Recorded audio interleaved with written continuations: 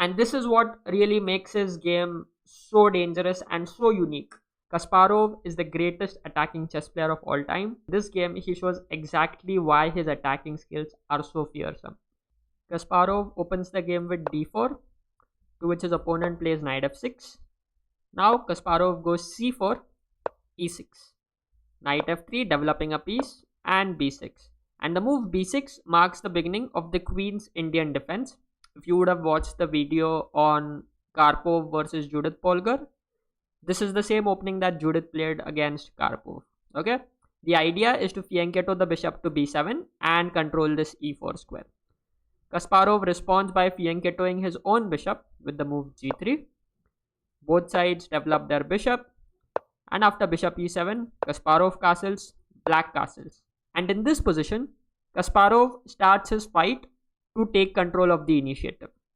He goes d5, sacrificing a pawn, because after e into d5, if white takes c into d5, black captures this pawn and is already a pawn up. So what is the idea behind c5? Well, as you'll see in the game, black played e into d5, and now instead of capturing this pawn, Kasparov goes knight to h4, and this is a good move. The idea is, now that there is no e pawn here, the e pawn has gone to d5, there is nobody to guard this f5 square. So the knight is heading to f5, and at the same time, there is a pin along this diagonal, which means black cannot capture this pawn because otherwise they would lose the bishop. And at the same time, this bishop is helping to put more pressure on this d5 pawn. Okay, so now that there is a lot of pressure on d5 pawn, black doesn't want to give the pawn back and plays the move c6, defends the pawn. All good. Kasparov takes c into d5, and black takes with the knight into d5. Okay, now already in this position, black is up a pawn, but at the same time, Kasparov has some initiative in the position, as you'll soon discover. So initiative in very simple terms means when you attack and the opponent has to defend.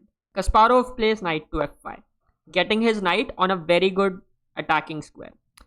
Black puts the knight back on c7, and now Kasparov simply develops his knight with knight c3. Okay, remember, no matter what you do, you always want to think about development and get all your pieces in the game. Don't fall behind in development. You won't be able to succeed with that approach.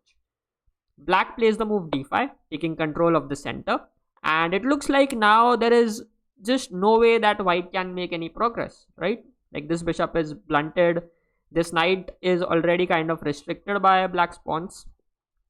So in this position, Kasparov decides it's time to fight for the center and plays the move e4, immediately striking in the center.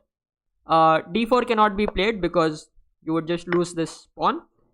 And if you play something like d into e4, white has the dangerous queen to g4. White doesn't want to exchange the queens, so white will play queen to g4. And after g6, white will capture this pawn. And there is already a lot of white pieces are starting to mount closer to the black king. Not what you want. So instead in the game, after e4, black decides to play the move bishop to f6. Now, this was played after 39 minutes of thought. The idea is to first of all stop white's pawn from coming forward in the future, and at the same time this bishop kind of guards this black king here, okay, by protecting this g7 square. Kasparov needs to bring in more pieces towards the king side if he wants to launch an attack. So first he takes this central pawn, e into d5, c into d5 happens, and he gets one more piece to attack in the game with the move bishop to f4. Now the threat is to take this knight and to take this d5 pawn. Okay, so for example, if black goes knight c6, there is bishop c7, queen c7, and knight d5, and just this central knight hits the queen and the bishop, and it's just a very, very good position for white. So instead of going knight c6, black plays the move knight b to a6, protecting this knight with the bishop, and at the same time making sure this bishop has an open diagonal to protect this d5 pawn. Now in this position, Kasparov makes a very nice move. Like, it's these moves that, you know, eventually make a big difference to the position. He just simply develops his rook by playing rook e1. Yes, he's gonna launch a great attack. But before that, he wants to make sure all his pieces are participating in the battle. They are ready to fight. Black plays the move queen d7, asking this knight what it is doing here. It cannot stay there. So Kasparov has to decide what to do with the knight. He decides to protect it with the move bishop h3, and at the same time he threatens to go knight h6 check and take this queen. So either this queen has to move or black has to somehow find a way to defend against this check threat. Now the engine says that the best move is to go queen d8, but finding a move like queen d8 is already very hard for a human, because imagine you just developed your queen to d7 and then again after bishop h3 you have to put it back. Not very easy to play psychologically. Okay, and black didn't play that. Black played the move king h8, which turns out to be a decisive mistake. And now the way Kasparov plays the game, really this is like vintage Kasparov. Kasparov finds a very nice move to continue the attack. If you want, you can pause the video and think what he played here. Alright, so in the game, Kasparov brings one more piece into the attack with the move knight to e4. This knight is looking at the bishop. Black takes this pawn. Not take this knight because otherwise you'd lose this queen on d7. The pawn is pinned. And now in this position, without bothering to save the rook, Kasparov plays the move knight to g5. Just have a look at all these pieces in white's position. All of them are on the king side where black's king is located, whereas all of black's pieces are simply stranded on the queen side, very, very far away from action. The way Kasparov is able to, bring all his pieces, mass all his pieces against the enemy king, that's what is so distinct and unique about Kasparov. And often for that, he will sacrifice crazy material. Okay, here he sacrificed a pawn, but often in many games, he will sacrifice a rook or something and just get each and every piece to attack at the enemy king. And this is what really makes his game so dangerous and so unique. Let's say if black captures this rook on a1, white is not even going to bother capturing it back. White is simply going to go queen h5, and the attack here is just too huge. There is first of all a threat of checkmate here. How do you save it?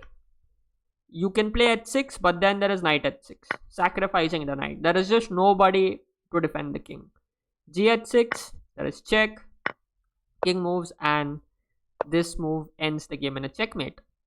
This doesn't work. So capturing the rook is not good. Instead, black has to play the move here, queen to c6.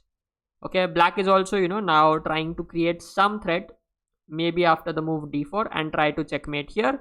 And at the same time, the queen also defends along this 6th rank. Kasparov plays the move knight e7, doesn't allow the queen to settle on c6. The queen goes to f6. And now comes the crazy move, destroying all the shelter around this black king. White goes knight into h7. Black takes, there is queen h5, and it's just a checkmate. The king doesn't go anywhere. So black has to defend with queen h6, but yeah, they lose the queen, and if you lose the queen here, it's already very dangerous as white's attack is still quite strong. So after knight h7, black decides to play the move queen to d4, at least offering to trade queens. Okay, so if let's say by chance you trade queens, by mistake that happens, then black is kind of surviving the position. Okay, Kasparov declines the queen trade and simply gets his queen to h5.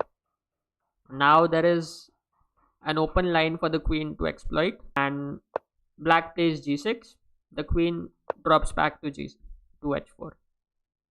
The black bishop gobbles the rook, and now after this there is a simple checkmate in 3 moves. So Kasparov played knight f6 check, after which black resigned, because if the king goes to g7, there is this check, and after the king captures here, there is bishop to g5 checkmate. Remember this rook on e1, yeah, it was participating in the attack all along. Just like Kasparov, there's another player who was known for her attacking skills, and in this game she takes on Kasparov's greatest rival.